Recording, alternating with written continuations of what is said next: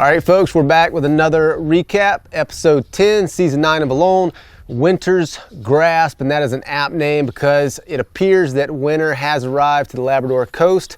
We're going to talk a little bit about how life kind of changes as the days are getting shorter, the weather's turning bad, things are getting cold, and then we're going to talk a little bit about shelters as well, because that seems to be kind of the overarching theme of this episode in my mind. Everybody seems to be working on their shelters, kind of beefing it up for that cold weather that has come and will continue to come. We're also going to talk about a few other little random things that I happen to notice in this, but with that, let's get started. So the first thing that really stands out to me is Carrie Lee starts building a Cobb oven. She kind of dismantles the front wall of her shelter so that she can rebuild that with a Cobb oven.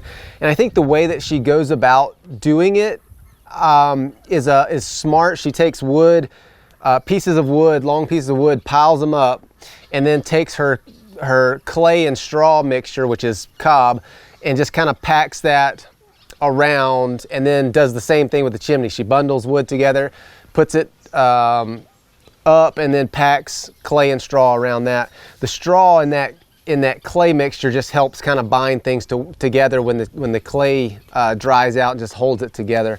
So the way that this is supposed to work is you pile up your wood, and then you've got your Cobb mix, which is a mixture of clay, straw, and sand. You take this mixture and you pile it all around, you pack it around this wood, and then you light that wood on fire. The wood burns out and leaves this dome or this stove of Cobb mix. This is a great way to go about making a fireplace or a stove or a smoker or something like that. But the problem she runs into is when she tries to fire it and she burns out that wood on the interior, which is supporting all that clay, it kind of starts to cave in. Now, why is it doing that? I was a little bit surprised that she was trying to do this with it being so cold outside. I didn't know how she was going to actually make that Cobb mix, which when you make a Cobb, you have to knead the clay in with the straw and kind of make a homogeneous mixture. And it looked to me like her clay was really granular. And if it's granular like that, it's not stuck together. And I think that's what was going on. It just wasn't stuck together as well as it should have been. And so when she tried to fire it, basically one of the top kind of on the side just kind of caved in a little bit, and she ended up scrapping the whole idea. I think if she would have started this earlier in the season when she had warmer weather, she could have mixed some water with that clay Cobb mix, and packed it together a little bit better. I think it would have worked great. But with it being this late in the season, with it being cold, I think she just wasn't able to get that Cobb mixed up as good as she could have. So Juan Pablo is continuing on with his fast. I think there was a little information bar up there that said he had gone 9 days now without eating any food. I think that in his situation, he's being very smart about this. He's not eating, he's not expending energy maintaining a fire, going out and checking snares and traps, fishing, or any of that stuff. He's just trying to lower his metabolism and be as efficient with his energy output as possible. Now later in the episode, he does talk about hunting, fishing, snaring. I think he may have mentioned fishing, I can't remember. But anyway, he talks about when the river freezes up, he's going to be able to move much more easy by walking on that thicker river ice. And so it's going to be interesting to see how he pivots, if he pivots in this next episode, which I think is going to be the last one. But I think Juan Pablo is being very smart about this, the way he's going about this. So he does mention adding some roof supports in his shelter to withstand the snow load that he expects to come. And then later in the season, or later in the episode, we see him piling up snow around the edge of his cabin to try to insulate a little bit better. And that's something that we see, I think everybody doing, is trying to beef up the insulation on their shelter for the cold weather that has already arrived and then the cold weather that they expect to come. And that's something that I wanted to talk about. Is if you look at Timogen's shelter, he's got, it looks to me anyway, from what I can see, it looks like he's got his entire thing covered with a very thick layer of boughs, which he's got that, which is pretty good insulation. And then what the boughs are going to do is any snow that falls on that, as long as it doesn't get warm enough to melt that, it's going to help the snow to stick to it and accumulate, and that's just going to make it that much more efficient, or that much better insulated.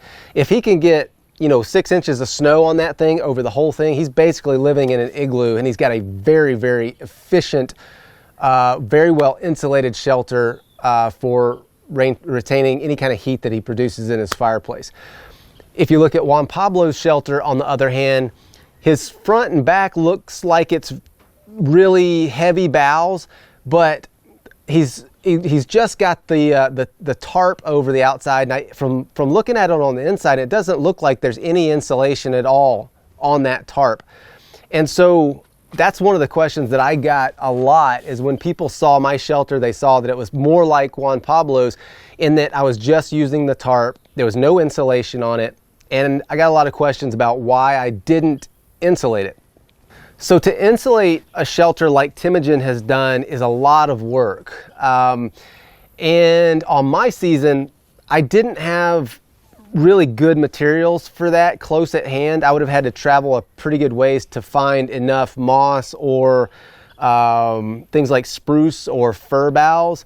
What I had available close by was lodgepole pine, and the lodgepole boughs are really kind of spindly, and so I would have had to collect a lot of lodgepole boughs to get my shelter looking anything like what Timogen did. And Juan Pablo mentioned something about he's not actively maintaining a fire. He's not trying to keep his shelter warm. He is relying on his sleeping bag and his body heat to keep himself warm. He's not trying to keep his shelter warm. And so having, a lot of insulation on the outside isn't going to help him anyway, because he's not going to warm that entire space with his body heat, and he's not trying to maintain a fire. I had a similar strategy, I guess you could say. My sleeping bag was a -40 down Feathered Friends bag, and it got down to, close to 0 degrees Fahrenheit on several occasions, and I was never cold. One of the ways that I kept from getting cold is I had a round stone that I had collected from not in the water or on the lakeshore, but just kind of up from there, so it didn't have water pockets in it. But it was probably, 25, 30 pounds round river stone, and I would heat that up by my fire, and I would put that thing in my sleeping bag with me. And when it was really cold, I would sleep with it on my chest, and then I'd warm up that way, and then I'd put it in the toe of my sleeping bag. And with that rock in that -40 down bag, a lot of the times, even when it was super cold, I'd have to unzip my bag in the middle of the night because I was too warm. And so maintaining a fire to keep your shelter warm you have to process a lot of firewood. I never relied on my fire to keep my shelter warm. The only thing I used my fire for was cooking, basically. And then of course you get the benefit of warming the shelter while you're cooking, but I never tried to maintain a warming fire in my shelter. So this is the first snow that we see folks getting, and we can see that it's given Carrie Lee some problems with the snares that she already has set out by covering up her snare sets, and then also making them a little bit difficult to find. And so the new snow can create problems like that, but it's also can be a huge benefit, because in my season, I didn't even bother setting rabbit snares until we got snow, and I could see very clearly where their travel paths were. There just weren't, there were rabbits around, but there wasn't a lot of rabbits. And so when there's not a lot of rabbits, seeing those main trails when there's no snow is a little bit difficult. When there's a bunch of them, they beat it down enough that they're pretty evident to see. But like I said, there was not that many rabbits on at my site on season 8. And so once that snow hit, you can see very clearly where you're going to be best to set your snares. So we can see that that Juan Pablo has made windows for his shelter using his gaiters, boot gaiters. So if you're not familiar with what gaiters are, it's basically a covering that goes over your pants leg, over the top of your boots. And I've seen, so Juan Pablo used his to make his windows. Kai on season 6, I think, maybe 7, I can't remember. One of the Northwest Territory seasons, she used hers for her door, and I think there's been several other people who have used them for various other things other than what their intended purpose is. I don't understand this. We see that Carrie Lee later is talking about her pants legs are frozen. That's because they're getting wet and then they're freezing.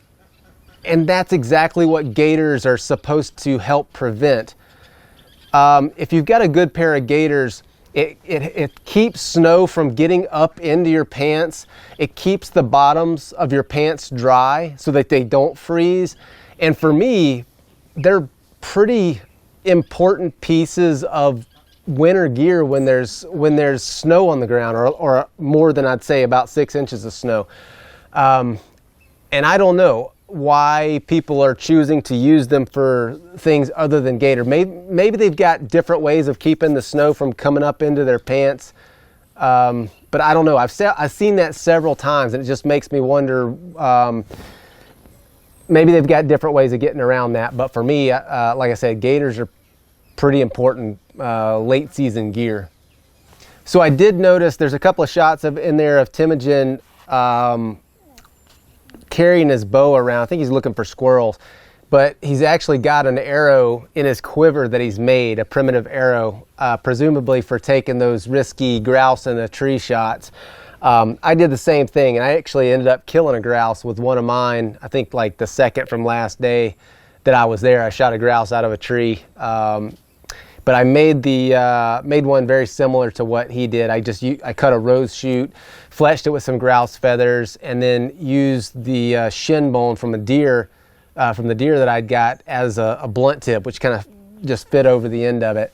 But great, good to see Timogen making some arrows like that for taking those shots, so he doesn't have to risk losing his good arrows at those risky shots.